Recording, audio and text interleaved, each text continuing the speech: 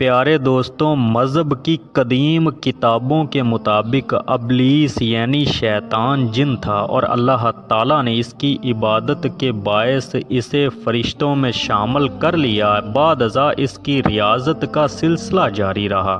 اس کائنات کا کوئی ایسا چپا، کوئی ایسا ٹکڑا نہیں تھا جس پر ابلیس نے سجدہ نہ کیا ہو۔ یہ ان سجدوں، ان ریاضتوں اور ان عبادتوں کا نتیجہ تھا کہ اللہ تعالیٰ نے ابلیس کو فرشتوں کا سردار بنا دیا، لیکن پھر شیطان غرور کا شکار ہو گیا اور اس نے مٹی کے پتلے یعنی حضرت آدم علیہ السلام کو سجدہ کرنے سے انکار کر دیا، اور یہاں سے خیر اور شر کی طاقتوں کے درمیان جنگ کا آغاز ہوا۔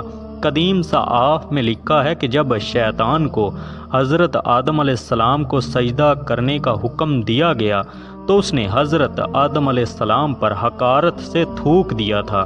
شیطان کا تھوک حضرت آدم علیہ السلام کے پیٹ پر گرا تھا۔ بعد ازاں اللہ تعالیٰ نے حضرت جبرائیل علیہ السلام کو تھوک والی مٹی نکالنے کا حکم دیا۔ حضرت جبرائیل نے یہ مٹی نکالی تو حضرت آدم علیہ السلام کے پیٹ پر ایک چھوٹا سا سوراخ بن گیا۔ یہ سوراخ ناف کی شکل میں آج بھی ہمارے پیٹ پر موجود ہے۔